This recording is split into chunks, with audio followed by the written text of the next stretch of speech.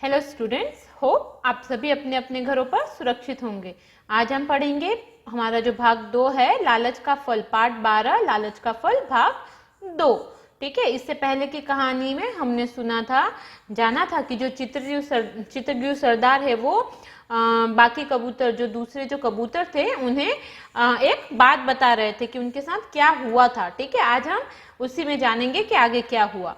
तालाब के पास ही एक पगडंडी थी। आने जाने वालों का वहां तांता लगा रहता था।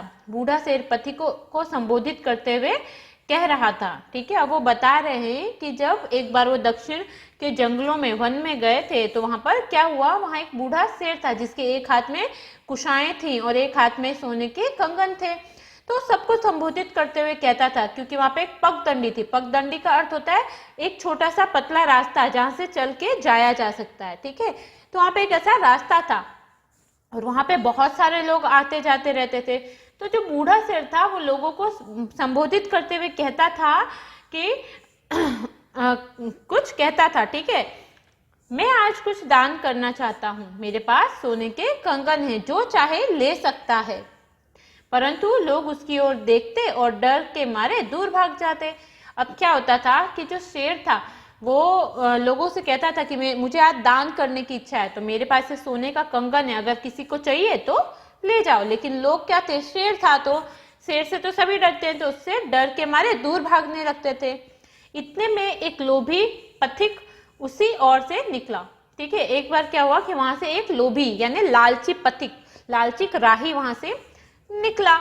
उसने और शेर ने उसको भी निमंत्रण दे दिया।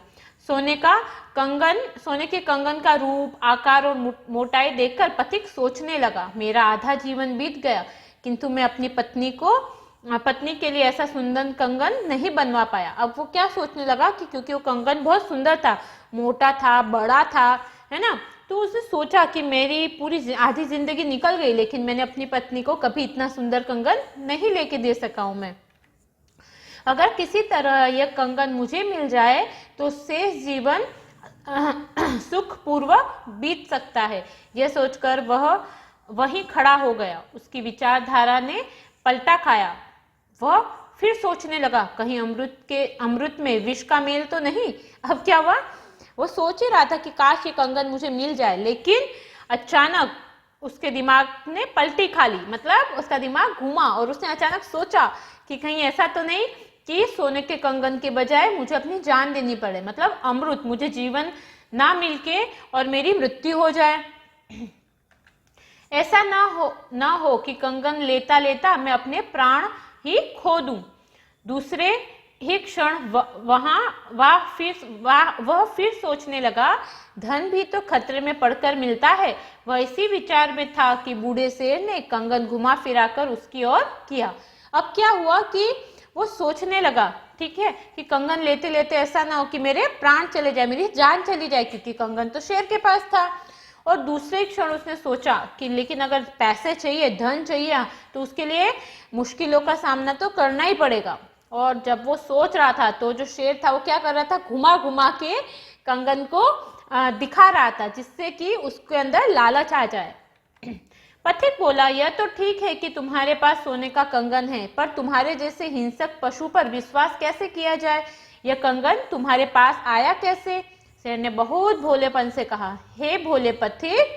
अब क्या हुआ कि उसने पथिक ने पूछा कि ये तो ठीक है तुम्हारे पास सोने के कंगन है, लेकिन ये कंगन तुम्हारे पास कैसे आया? ठीक है, और शेर ने क्या कहा कि हे भोले पथिक, यानी हे भोले राही, आज से कुछ समय पूर्व मैं भी पशुओं की भांति पापी था। मैंने भी बहुत से मनुष्यों और पशुओं को मारा। इसका दंड मुझे मिला। मैं वंशहीन हो गया। मेरे युवा पुत्र शिकारियों के शिकार बन गए। मेरे पापों का दंड मुझे मिल गया। अब वो क्या बता रहा है कि वो अपनी कहानी सुना रहा है कि मैं भी पहले दूसरे पशु की जैसे हिंसक था, यानी मनुष्य और जानवरों को मैंने बहुत मारा है, लेकिन उसका मुझे दंड मिला, मुझे उसकी सजा मिली कि मैं आज वंशहीन हो गया हूँ, मतलब जो मेरे बच्चे थे आज वो भी मारे गए, उनका शिकार हो गया है। ठीक है, तो ये उसने बताया। उस दिन से मैं सदा उदास रहने लगा। अब वो बताता है कि उस दिन से वो उदास रहने लगा। फिर क्या हुआ कि उसे एक धर्मात्मा पुरुष मिले, ठीक है, और उन्होंने उसको उदासी दूर करने का एक विकल्प बताया कि हे व्याघ्र, यज्ञ, शास्त्रों का अध्ययन, दान, तप, सत्य, धैर्य, क्षमा और निर्लोभ, ये धर्म के 8 सूत्र हैं। इनका पालन करो, तुम्हें शांति मिलेगी। अब उन्होंने मुझे बताया, उन संत महात्मा ने मुझे बताया कि अगर मैं शास्त्रों को पढ़ूं, है ना, सत्य बोलूं, ठीक है, धर्म के रास्ते पर चलूं, दान करूं, तपस्या करूं, क्षमा करूं, ठीक है, और निर्लोभ बन जाऊं, लालची ना रहूं, तो क्या होगा, मुझे मेरे जीवन में शांति मिलेगी।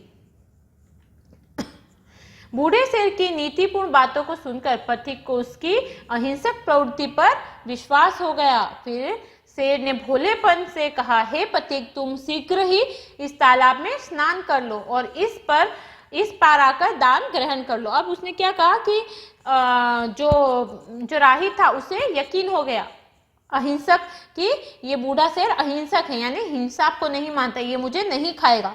और शेर ने बहुत भोलेपन से कहा कि जाओ, जाकर तुम तालाब में स्नान कर लो, और एक बार तुम स्नान कर लोगे तो इस तरफ आके और मुझसे कंगन ले लेना, ठीक है। और ये कहानी अब हम यहीं तक पढ़ेंगे, इसके आगे की कहानी हम हमारे नेक्स्ट वीडियो में पढ़ेंगे, ठीक है।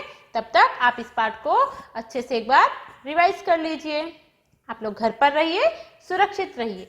धन्यवाद।